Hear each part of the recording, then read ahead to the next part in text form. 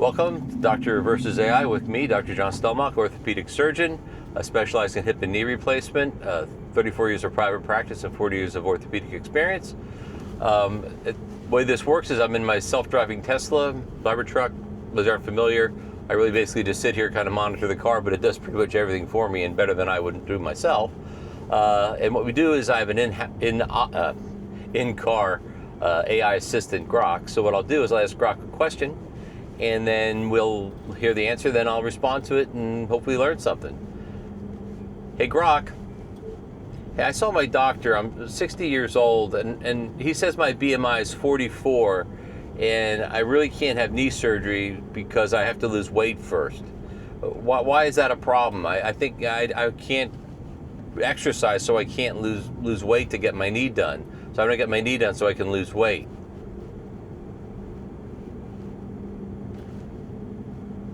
High BMI like 44 raises risks for knee surgery, like infections, slow healing, and complications from extra stress on the joint. Talk to your doctor about low-impact weight loss, like diet changes, meds such as semaglutide, or even bariatric surgery first to drop enough weight safely, then get the knee fixed. Again, a very kind of just cursory answer, but correct though. So there's been a lot of literature around saying that if your BMI, which is your body mass index, which is basically your height over your weight, and it gives a percentage formula, whatever. But if your BMI is over 40, then what happens is you are a good class 3 obesity, which increases your risk for surgery, especially in joint replacements. I don't know of all surgeries, but in the joint replacement world it does. So some insurance companies have kind of made a hard stop where you have to be below 40, but the problem is, regardless if there's a hard stop or not, it's better to have your weight down a little bit to do the surgery. And the doctor is doing you a favor. He's not lecturing you by telling you you're too heavy for the surgery.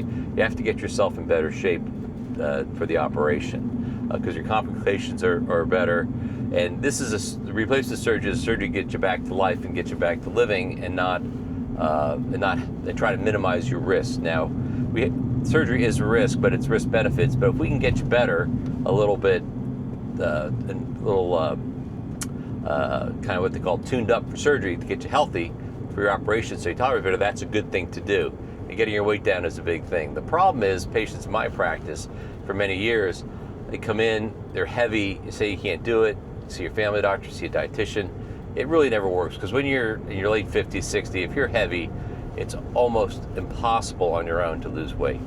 Exercise is not a good way to lose weight. Exercise in some ways makes it worse, because what happens is you increase your activity, you get hungrier, you're burning more calories, your body adjusts, you need less calories, but you're still hungry.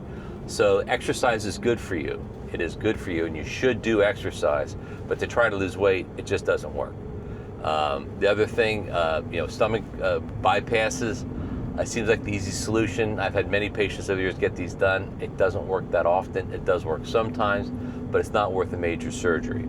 So nowadays, when you're obese and you come to see me, what we do is we actually started Keystone Wellness and Weight Loss Center in our office, just because so many people are in this boat nowadays.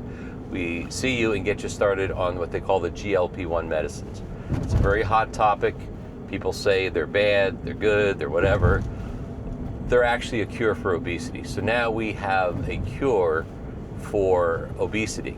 So if you came in to see me and you had diabetes out of control, we would certainly treat you with insulin or metformin or whatever to get your diabetes under control. And you have to view obesity as a disease and something we need to get under control. And that's what the semaglutide, well, that's one of the medications, GLP medications do. So nobody wants to be on them, but it is a way to cure it and get you back into life. And what I found with patients that are overweight and obese is that they're not obese because they're eating healthy food a lot of times. They're obese because they're eating food that is not healthy and actually makes their situation worse, high carbs, whatever. And diets and things, I'm not really crazy about all these carnivore, vegan, whatever diets. I don't think that really makes too much of a difference. We need patients to eat mostly protein, fruits and vegetables, and some carbs, and a balanced diet, and make sure they get enough protein. Because if you're heavy, you can be malnourished. Your protein load can be diminished. There's other factors that we used to check to make sure you're healthy enough. And really, you need, if you start getting blood tests that show you're malnourished, you're in bad shape.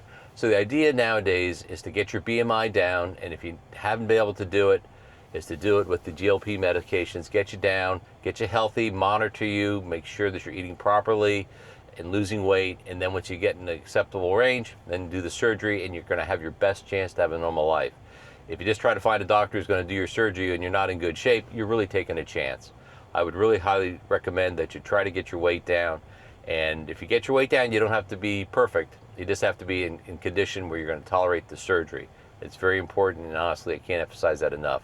So that was a pretty good answer, and hopefully you learned something here in Doctor vs. AI, and we'll have some more episodes coming up for you. Please like and subscribe, and we'll see you on the next episode.